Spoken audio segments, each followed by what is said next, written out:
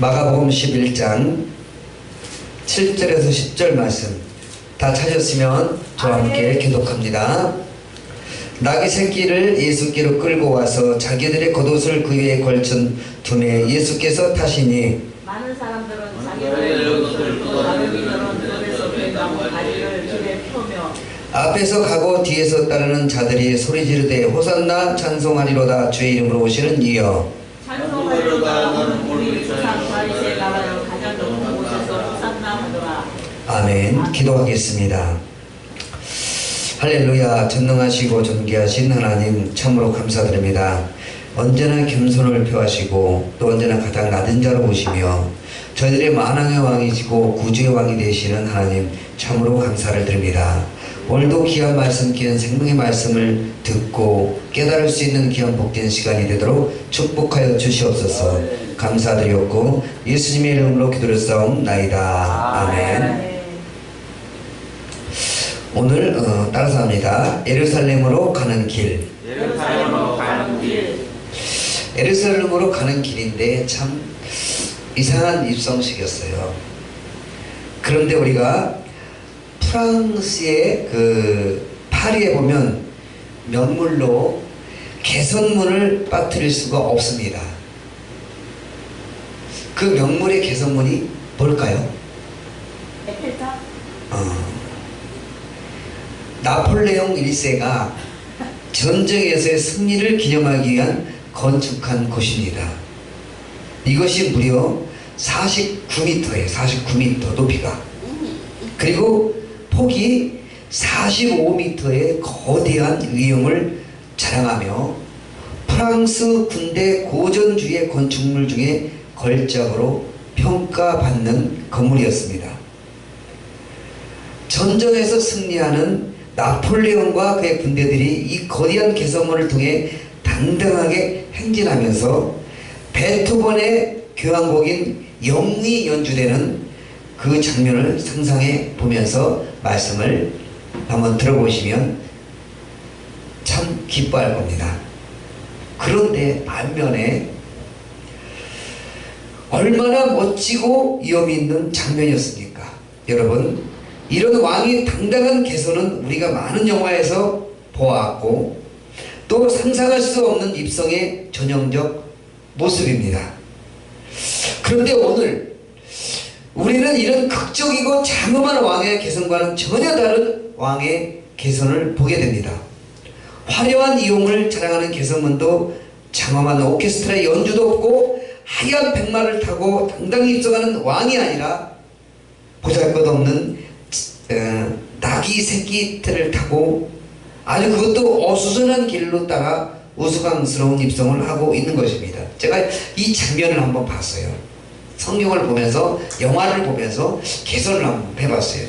우리 예수님이 나귀 새끼 타고 위풍당당하게 걸어오는 그 모습, 타고 오는 모습을 봤어요. 근데 너무너무 우스꽝스러워요. 나귀가 쬐끄만 나귀가 타고 무거워서 엉덩이가 살렁살렁 흔들면서 오는 그 모습을 보면서 야, 프랑스의 그 엄청난 그 개선문을 타고 와야 할 우리 임금께서, 우리 왕께서 자, 사람들이 잘 타지 않는 나귀 새끼를 타고 일성하게 오시는 그 모습을 봤어요. 우리가 여기에서 한번 생각을 해봅시다. 이쯤에서 왜 예수님께서는 그 많고만 하얀 백마를 타고 입성을 해야, 당당히 입성을 해야 할 예수님께서 왜 나귀를 타고 우리들 앞에 나타났을까? 아시는 분 빨리 한번 얘기해 보세요. 왜 그러셨을까요?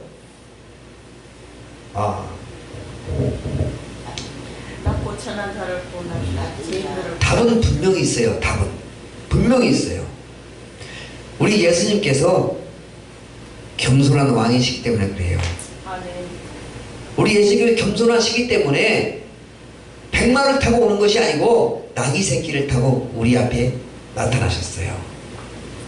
참 저는 이걸 보면서 참 가슴이 아주 벌렁벌렁이고 심장이 벌렁벌렁 있었어요. 와, 이런 왕이 있었을까? 예수님 그러면은 당당하신 분 아니에요?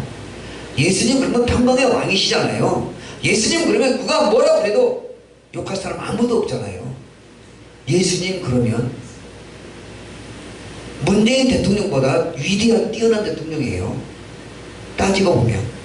근데 그런 예수님께서 겸손히로 가장 낮은 자세로 나귀를 타고 우리들 앞에 나타나셨단 말이에요. 이거를 우리가 그냥 왜 예수님은 저렇게 했나 이렇게 보지 마시고 겸손을 표현하기 때문에 나 같은 사람한테 겸손을 표하고 오셨단 말이에요. 얼마나 위대하신 분이에요. 지금 그러니까 2000년 전에 오셔서 지금까지도 위대한 왕으로 나타나신 건 입에 입방아에 얼룩내리륵 하는 것은 그렇게 겸손하셨기 때문에 가장 낮은 자로 오셨기 때문에 그렇다는 사실을 믿으시기를 주님의 이름으로 간절히 축원드리겠습니다. 왕이 아니라 보잘것없는 나귀 새끼를 타고 어수선한 길을 따라 우스꽝스러운 입성을 하고 있는 것입니다. 이 입성의 주인공이 바로 예수님이셨고 어떻습니까? 이것도 왕의 입성이라 할 수 있겠습니까? 아마 생각하지도 않았을 것입니다. 소문은 소리뿐입니다. 그리고 얼마나 입방아를 내리쳤겠습니까? 위대한 왕이 개선을 해야 되는데 어떻게 보자고는 초라한 왕으로 오셨을까? 이렇게 한번 생각들을 많이 해봤을 거예요. 그리고 막 여기저기서 소곤소곤 많이 얘기했을 겁니다. 이렇게 우스꽝스러운 보여도 이것은 세상의 왕들과는 격이 다른 하늘의 왕이 입성하는 장면이라 할 수 있습니다. 주님께서 이렇게 예루살렘 성에 입성하신 데에는 하나님의 깊으신 뜻이 담겨져 있었습니다. 즉 입성에는 특별한 의미가 있는 것입니다. 오늘은 그것이 어떤 의미가 있는 입성인지를 함께 살펴보면서 세 가지로 간단하게 은혜를 나누고자 합니다. 첫 번째로 따라서 합니다. 나귀 새끼를 타고 오신 겸손한 입성. 예수님께서 나귀를 타고 오셨어요, 우리에게. 그래서 겸손한 왕이신 거예요. 믿습니까? 아멘. 다시 앞에서 말했던 것처럼 전쟁에서 승리하고 개선하는 왕은 가장 높은 중만에 앉아 거대한 투구를 쓰고 창검의 가치가 상엄한 대어를 가운데로 행진하는 것이 일상적인 관례였습니다. 그렇게 하는 것은 자신의 위험과 업적을 더 돋보이도록 하기 위해서였습니다. 하지만 많은 사람들이 열광과 환호 속에 등장하시는 예수님은 그러한 모습과는 거리가 멀었습니다. 준마는커녕 그것도 나귀 새끼를 타고 나타나셨다는, 나귀 중에서도 나귀 새끼를 타고 입성하셨다는 거예요. 이 모습을 전쟁에 승리하고 개선하는 왕의 입성과는 전혀 비교하면 정말로 촌스럽고 우스꽝스러운 짝이 없는 것으로 비춰지기에 충분했습니다. 그리고 나귀 새끼를 타고 들어오는 예수님은 사람들이 볼 때 참으로 무능하게 보였을 것입니다. 그러나 사실 예수님의 무능을 나타내는 것이 아니었고 예수님이 그렇게 하신 것을 당신의 천검으로 나라를 다스리는 왕이 아니라 겸손히 다스리는 겸손한 왕이심을 보이시기 위해서였다라고 얘기합니다. 스가랴 9장 9절의 말씀에 보니까 예언에서 이렇게 입증을 합니다. 보라, 내 왕이 임하나니 그는 공의로우시며 구원을 베풀며 겸손하여서 나귀를 타나니 나귀의 작은 것 곧 나귀의 새끼냐라고 스가랴 9장 9절에서도 예언의 말씀을 얘기하고 있다는 것입니다. 왕과 겸손이란 도저히 조합이 될 수 없는 단어입니다. 요즘도 그렇지만 고대 군주제 하에서는 더욱 그랬습니다. 그런데 예수님은 왕은 왕이시로되 절대 군주와 같은 억압의 이미지를 갖는 왕이 아니십니다. 실제 우리의 왕으로 오신 예수님께서는 겸손하셨습니다. 그는 태어날 때부터 말구에 나셨으며 가난한 나사렛 목수의 아들로 자라셨으며 공생의 3년 기간조차도 머리 둘 곳이 없는 사셨습니다. 능력이 있으시되 폭력을 사용하신 적이 없으십니다. 권세는 있으시되 사람을 억압하지 않으셨습니다. 그는 사랑으로 다스리시고 인내로 다스리신 왕이셨다는 사실을 믿으시기를 주님의 이름으로 간절히 축원드리겠습니다. 빌립보서 2장 8절 9절에서도 그리스도께서 종의 형체를 가지기까지 낮아지셨다고 말씀하셨고, 또 마태복음 20장 28절에도 예수님은 섬김을 받기 위해서 아니라 섬기려 오셨다라고 말씀을 하고 있습니다. 이렇게 마태복음 11장 29절 말씀 중에서도 예수께서는 마음이 온유하고 겸손한 분이라고 이렇게 말씀을 하고 있습니다. 이러한 사실을 여러분은 마음에 감동하시고 감격하셔서 큰 은혜 받는 이 시간이 되시기를 주님의 이름으로 간절히 축복드리겠습니다. 아멘. 두 번째입니다. 따라서 합니다. 영광이 아니라 영광이 아니라 순환을 위한 고난의 입성이었다. 순환을 위한 고난의 입성이었다. 고대 세계에서는 승천한 왕이 새로 정복한 성내로 들어가면 자신의 위엄을 드높이는 상징적 의미로서 패전한 성읍의 주역 포로 몇 명의 목을 베어 장대에 높인 후에 영광의 멸관을 쓰고 보좌에 앉는 것이 관례였다라고 이렇게 말하고 있습니다. 이러한 장면은 서양 고전이나 중국 역사성 등에서도 이러한 등에서도 흔히 나오는 장면이었다라고 얘기하고 있습니다. 따라서 이러한 관례에 따른다면 승리의 입성을 하신 예수님께서도 당당히 몇 사람 죄인을 희생시키고 높은 보좌에 앉으셔야 했다라고 얘기를 합니다. 그러나 예수께서는 그렇게 하지 않으셨습니다. 어느 누구를 희생시키지도 않으셨고 당신이 높은 보좌에 앉지도 않으셨습니다. 오히려 예루살렘에 입성하신 그 주간 금요일에 주님께서 십자가 형태에 높이 달리셨다라고 얘기를 합니다. 그럼으로써 예수님을 영화롭게 하셨습니다. 우리를 죄악에서 구속하시고 존귀로 관을 씌우셨습니다. 이것이 바로 세상의 왕과 우리 구주 예수 그리스도의 다른 점이라는 것을 기억하시길 바랍니다. 그는 자신을 희생해서 하나님을 영화롭게 하시는 왕이시요 당신의 백성을 왕처럼 영화롭게 하시는 왕이셨습니다. 그래서 그분은 그냥 왕이 아니십니다. 왕 중의 왕, 만왕의 왕이라는 사실을 믿으시기를 주님의 이름으로 간절히 축원드리겠습니다. 아멘. 그래서 제가 오늘 찬송가 138장 만왕의 왕 주께서라는 찬양을 부르신 겁니다.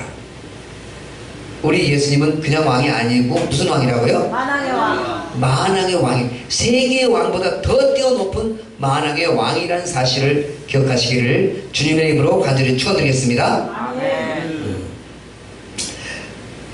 마지막으로 한 번 더 따라합니다. 과거가 아니라 과거가 아니라 미래의 승리를 위한 미래의 승리를 위한 상징적 입성이셨다. 상징적 입성이었다. 예수님께서는 승리의 입성을 하셨지만 사실상 이때 승리에는 실체가 없었습니다. 예수께서는 어느 누구에 싸우지도 않으셨고 승리에 거두지도 않으셨기 때문입니다. 그런데 예수께서 굳이 낙의 새끼가 타시며 승리에 입성을 하신 것은 미래적, 상징적 때문이었다라고 얘기를 합니다. 예수님께서는 곧 십자가에서 원수 마귀를 멸하시고 죄와 사망의 권세를 폐하실 것이기 때문입니다. 보라, 궁극적으로 장차 재림하셔서 십자가에 패망할 원수 마귀를 완전히 제압하시고 최후로 사망을 불못에 던져 넣을 것이기 때문이라는 사실입니다. 사망을 불못에 던져버리기 때문에 미래의 상징적이라는 거예요. 믿습니까? 아멘.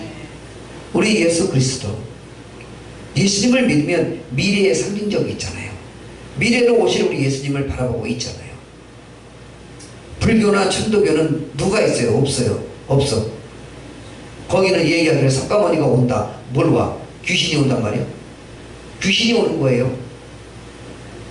우리 교회는, 우리 기독교는 누가 와요? 예수님. 예수님이 딱 한 가지 남았잖아요. 재림하실, 내가 본 그대로 그때에 내가 다시 구름을 타고 이곳에 올 것이냐라고 예수님께서 말씀하셨단 말이에요.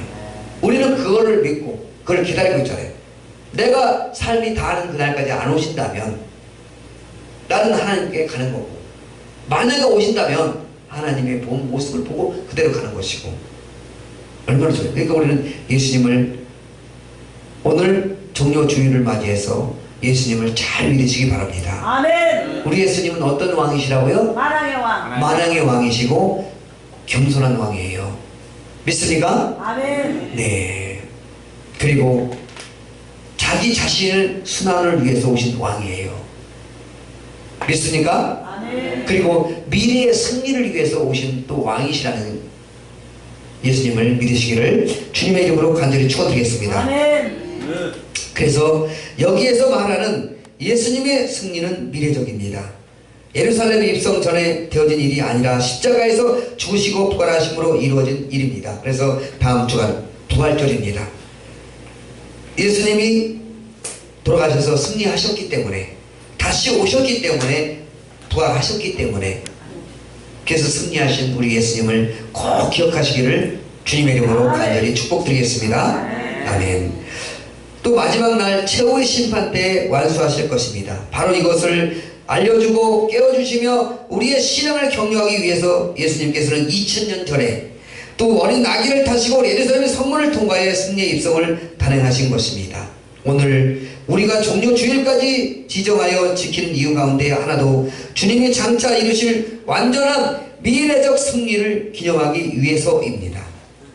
그것은 이미 이루어졌으면서도 또한 우리 앞에 있습니다. 이미 왔으면서도 장차 반드시 올 것입니다.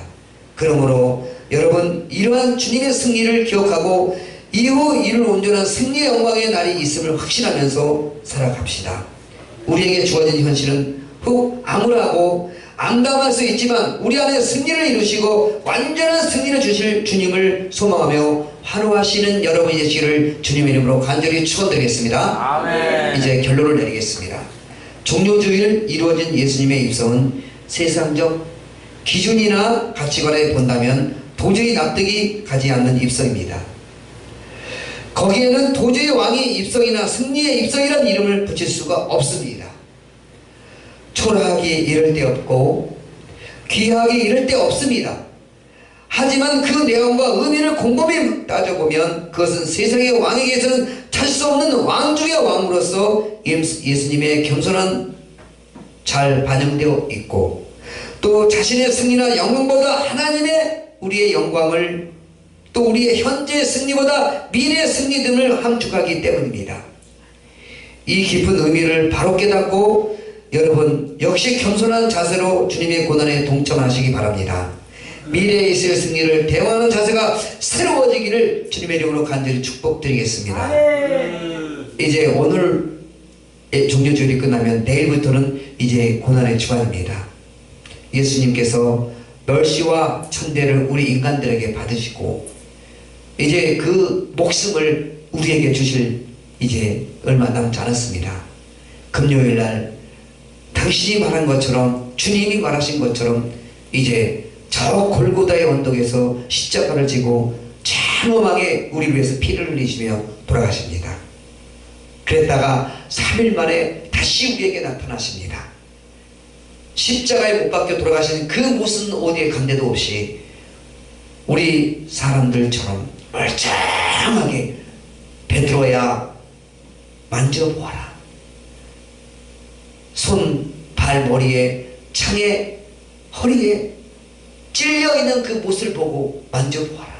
내가 정말 네가 만든 주님이시니라. 이렇게 고백하시는 것처럼 우리의 임금, 우리의 만왕의 왕 우리 주님께서 오늘 종료주일을 맞으면서 호산나 호산나 찬양 부르면서 최고 가장 천하고 낮은 새끼를 타고 오시는 그 모습을 보면서 겸손의 왕을 표하는 그 모습, 미래적 상징적을 보면서 우리의 장차 오실 그 분을 생각하시면서 오늘 기억하시는 여러분이 되시기를 주님의 이름으로 간절히 축원드리겠습니다. 기도하겠습니다.